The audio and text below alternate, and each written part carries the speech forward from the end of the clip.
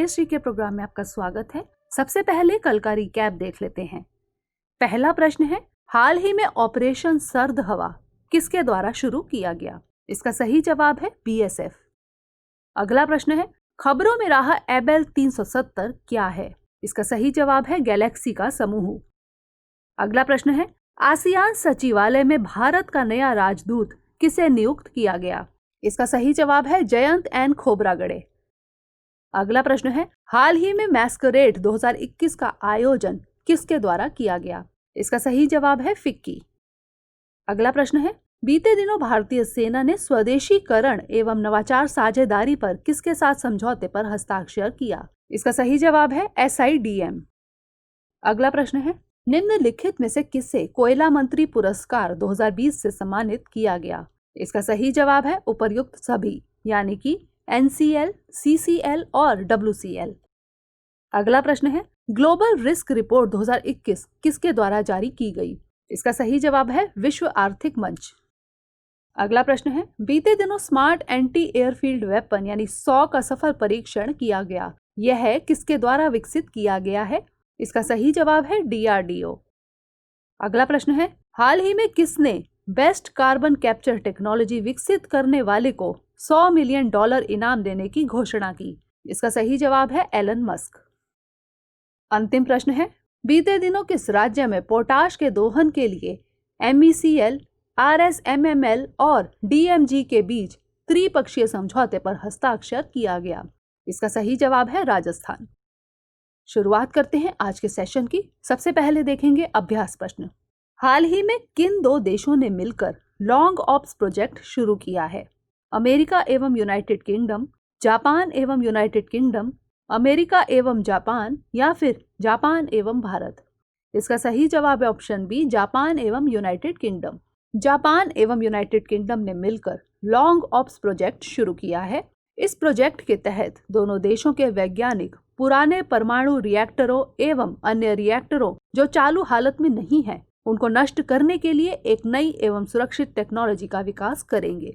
इस प्रोजेक्ट की कुल लागत लगभग 120 करोड़ रुपए है। इस नई तकनीक में परमाणु संयंत्रों से रेडियोधर्मी अवशेष को हटाने के लिए रोबोट का इस्तेमाल किया जाएगा। तो इस तरह इस प्रश्न का सही जवाब है ऑप्शन बी। हमारे वीडियो अंग्रेजी में देखने के लिए फॉलो करें हमारा ही दूसरा यूट्यूब चैनल दृष्टि IAS इंग्लिश। आज का पहला प्रश्न देख लेते हैं। खबरों में रहा क्राकेन मेयर क्या है? सागर, ज्वालामुखी, बीमारी या फिर वैक्सीन? इसका सही जवाब है ऑप्शन ए, सागर।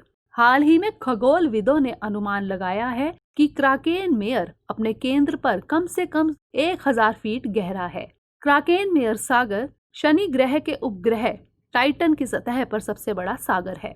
यह टाइटन के उत्तरी ध्रुव पर द्रवित एथेन और मीथेन का एक सागर है।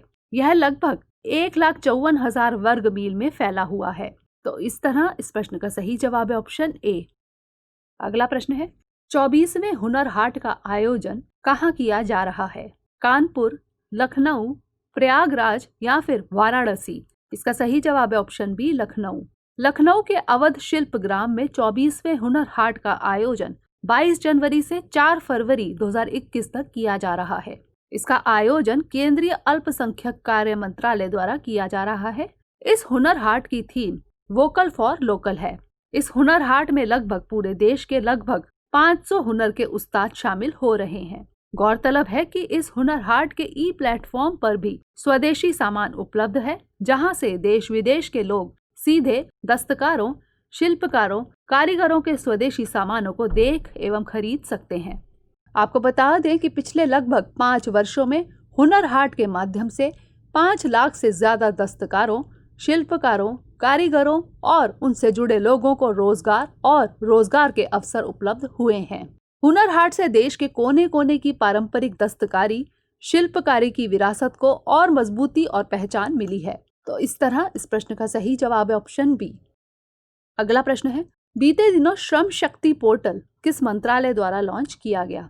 श्रम एवं रोजगार मंत्रालय, ग्रामीण विकास मंत्रालय, जनजातीय मामलों के मंत्रालय या फिर पंचायती राज मंत्रालय? इसका सही जवाब है ऑप्शन सी, जनजातीय मामलों के मंत्रालय। जनजातीय मामले के केंद्रीय मंत्री श्री अर्जुन मुंडा ने गोवा के पणजी में आयोजित एक कार्यक्रम में वीडियो कॉन्फ्रेंस के माध्यम से श्रम शक्ति पोर्टल लॉन्च किया। यह एक राष्ट्रीय प्रवासन सहायता पोर्टल यानी नेशनल माइग्रेशन सपोर्ट पोर्टल है।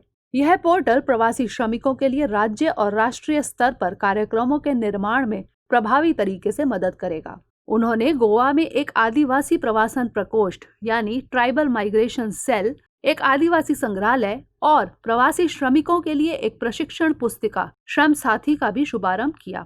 इस अवसर पर गोवा के मुख्यमंत्री प्रमोद सावंत ने विभिन्न राज्यों से गोवा में आने वाले प्रवासियों के लिए भी गोवा में एक समर्पित प्रवासन प्रकोष्ठ यानी माइग्रेशन सेल का शुभारंभ किया। तो इस तरह इस प्रश्न का सही जवाब है ऑप्शन सी।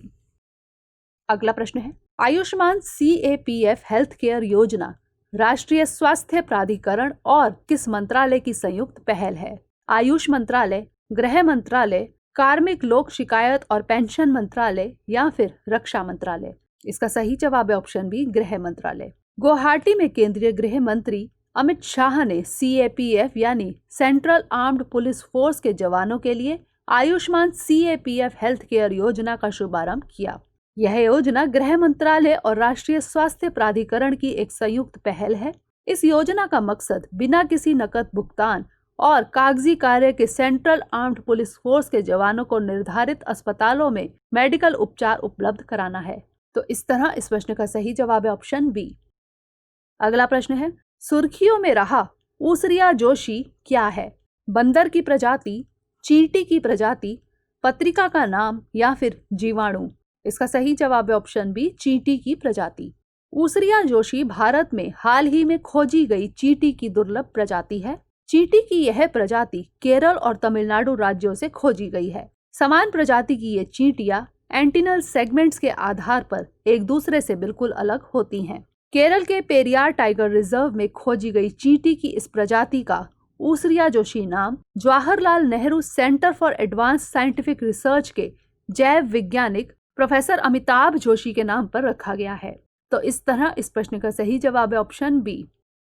अगला प्रश्न है, हाल ही में केंद्रीय मंत्री अमित शाह ने पूर्वोत्तर परिषद के 69वें पूर्ण सत्र का उद्घाटन कहाँ किया?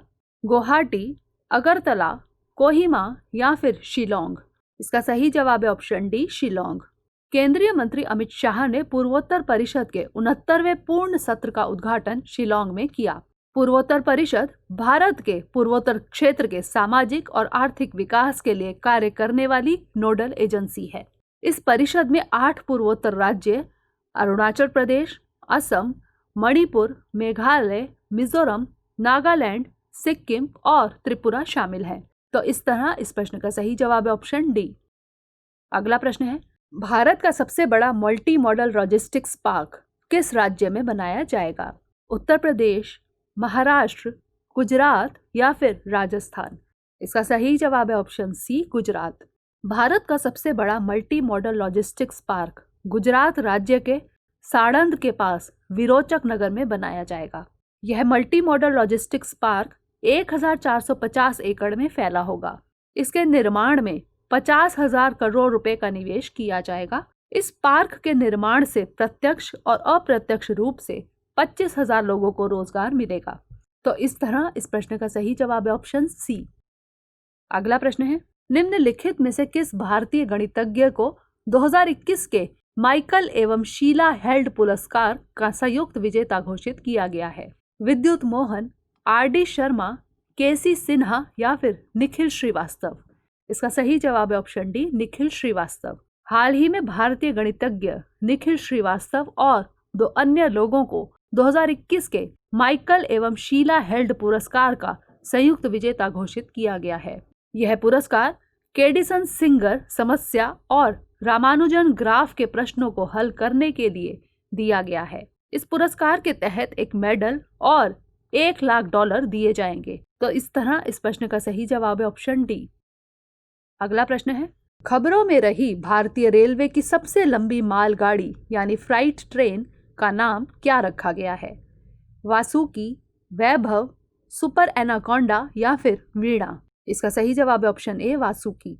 खबरों में रही भारतीय रेलवे की सबसे लंबी मालगाड़ी का नाम वासुकी रखा गया है। भारतीय रेल के दक्षिण पूर्व मध्य रेलवे जोन बिलासपुर ने इस मालगाड़ी में मालवाहक कोच के 5 रैक लगाए हैं।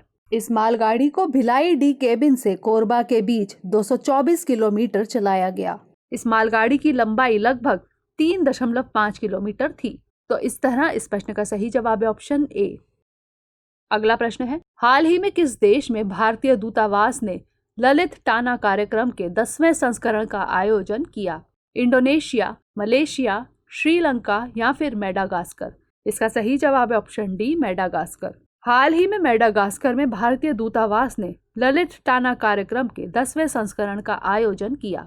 यह कार्यक्रम भारतीय दूतावास द्वारा प्रतिमाह आयोजित किया जाने वाला साहित्यिक कार्यक्रम है। कार्यक्रम के तहत मेडागास्कर में लोगों के बीच भारतीय साहित्य के प्रति रुचि विकसित की जा रही है। तो इस तरह इस प्रश्न का सही जवाब है ऑप्शन डी।